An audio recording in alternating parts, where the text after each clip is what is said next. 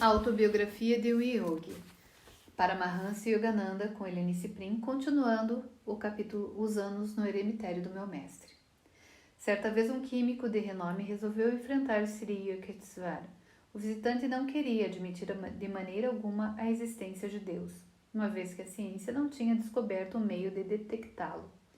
Quer dizer então que, inexplicavelmente, os senhores não conseguiram isolar o poder supremo em tubos de ensaio. O mestre olhou-o com severidade. Recomendo-lhe um experimento ainda desconhecido. Examine seus pensamentos durante 24 horas ininterruptamente. Depois disso, não mais se surpreenda com a ausência de Deus. Um famoso erudito recebeu um tranco semelhante. Para vangloriar-se, abalou as estruturas do ashram com o seu conhecimento das Sagradas Escrituras.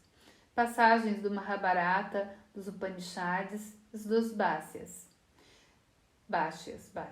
de Sankara irromperam com grandiloquência da sua garganta.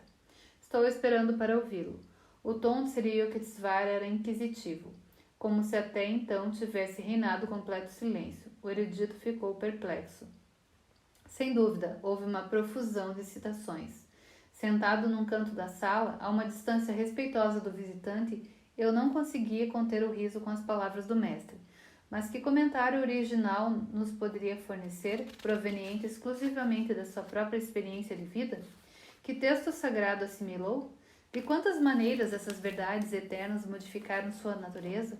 O Senhor está contente de ser uma vitrola vazia que repete mecanicamente as palavras de outros homens? Dou-me por vencido. A consternação do erudito era cômica. Não tenho realização interior. Essa talvez tenha sido a primeira vez em que ele compreendeu que saber colocar uma vírgula acertadamente não exime alguém de viver em estado de coma espiritual. Essas pessoas incoerentes e arrogantes estudam até altas horas da noite, observou meu guru assim que o erudito reempreendido foi-se embora. Consideram a filosofia um agradável exercício intelectual.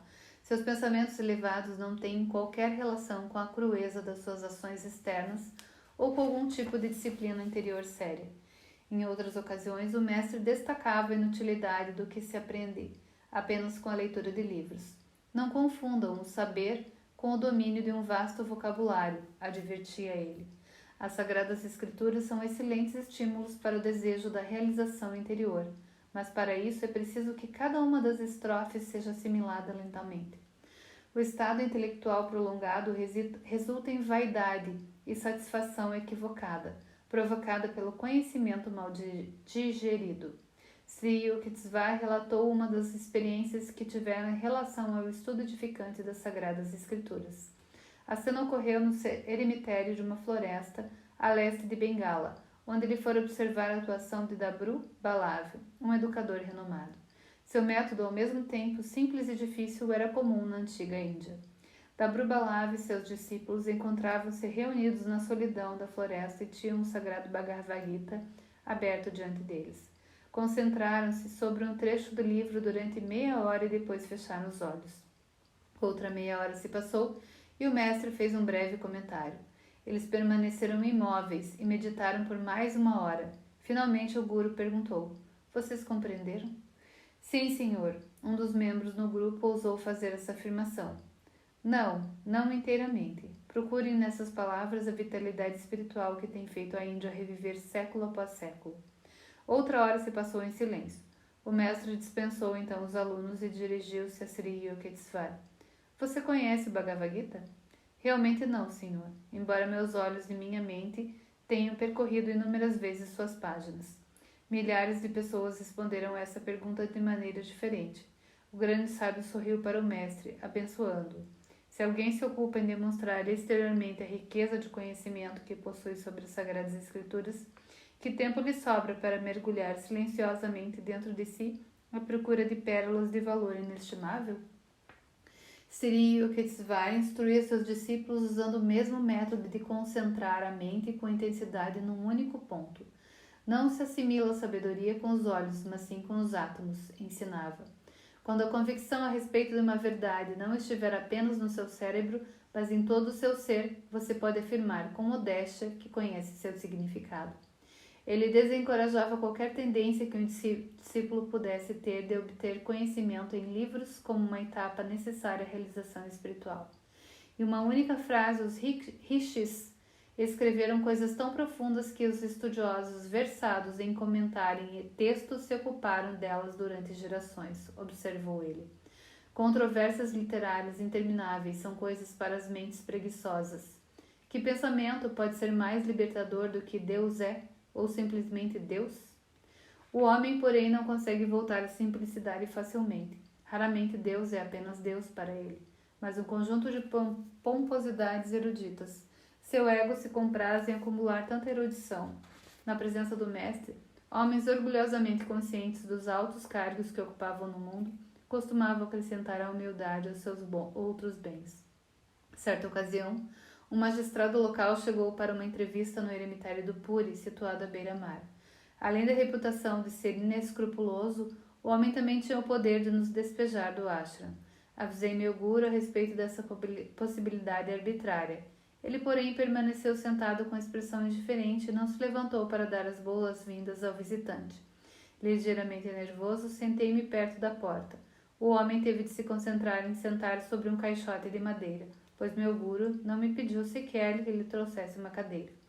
As evidentes expectativas do magistrado de que sua importância seria reconhecida com deferência não se concretizaram. A visita prosseguiu com uma discussão metafísica. Ao interpretar as Sagradas Escrituras, o magistrado cometeu muitos erros e, à medida que perdia a exatidão, sua ira aumentava. O senhor sabia que tirei o primeiro lugar no exame de pós-graduação? Mesmo sem razão, ele ainda gritava. Senhor magistrado, o senhor se esquece de que não estamos na sua sala no tribunal, replicou o mestre calmamente. A julgar por seus comentários infantis, eu diria que sua carreira acadêmica nada teve de notável. De qualquer modo, um grau universitário não tem a mais remota relação com a realização védica. Santos não são produzidos em fornadas a cada semestre como contadores. Depois de permanecer em perplexo silêncio, o visitante deu uma gargalhada gostosa. Esse é o primeiro encontro com o magistrado celestial, disse. Tempos mais tarde, fez um pedido formal, expresso em termos jurídicos, é claro, pois fazia isso parte da sua personalidade, para ser aceito como discípulo por um período de experiência. Meu guru resolvia pessoalmente cada particularidade da administração da sua propriedade. Em diversas ocasiões, pessoas sem escrúpulos tentaram apossar-se da terra ancestral do mestre, com determinação e até mesmo por intermédio de ações judiciais. Sri Yukteswar venceu seus oponentes, passou por essas experiências dolorosas por não desejar ser um guru mendicante ou um peso para os discípulos. Sua independência financeira era uma das razões pelas quais meu mestre, assustadoramente franco, não se preocupava com as artimanhas da diplomacia. Ao contrário dos mestres que precisam adular seus seguidores, meu guru mostrava-se indiferente às influências, evidentes ou sutis, da riqueza alheia. Jamais o ouvi pedir dinheiro para coisa alguma, ou fazer qualquer tipo de insinuação a esse respeito. Em seu eremitério, o treinamento era livre e gratuito para todos os discípulos. Certo dia, um insolente oficial de justiça veio ao ashram de Serampore para entregar uma intimação judicial a Sri Yukteswar. Um discípulo chamado Kanai e eu estávamos presentes. A atitude do oficial para com o mestre foi ofensiva. Far-lhe-á muito bem deixar a sombra do seu eremitério e respirar o ar honesto da sala do tribunal, disse com uma risada sarcástica. Não pude me conter. Mais uma palavra insolente da sua parte e você irá parar no chão. E avancei na sua direção ameaçadora. Patife! Gritou Kanai ao mesmo tempo que eu. Como ousa blasfemar nesse sagrado ashram? O mestre, porém, pôs-se de pé na frente do insolente, protegendo-o. Não se exaltem por tão pouco. Ele está apenas cumprindo seu dever. Aturdido com essa recepção divergente, o oficial apresentou respeitosas desculpas e foi-se embora rapidamente. Era extraordinário descobrir que um mestre de vontade tão firme fosse tão calmo internamente. Ele personificava a definição védica de um homem de Deus, mais delicado que a flor quando se trata de bondade, mais forte que o trovão quando os princípios estão em jogo. Há sempre no mundo aqueles que, nas palavras de Browning, não suportam a luz, por serem eles próprios obscuros. Certa ocasião, um estranho censurou Sri Yukteswar por alguma ofensa imaginária. Imperturbável, meu guru ouviu educadamente, analisando a si mesmo para verificar se havia alguma verdade na acusação. Diante de cenas como essa, sempre vinha à mente uma das incomparáveis observações do mestre. Algumas pessoas tentam ser altas cortando a cabeça dos outros. A incontestável equanimidade de um santo impressiona muito mais do que qualquer sermão. Quem tarda a encolerizar-se é superior ao poderoso, e quem governa seu espírito tem maior grandeza do que quem conquista uma cidade. Muitas vezes, pensei que se tivesse concentrado sua mente para obter fama ou coisas mundanas, meu mestre sublime poderia facilmente ter sido um imperador ou um guerreiro capaz de abalar o mundo.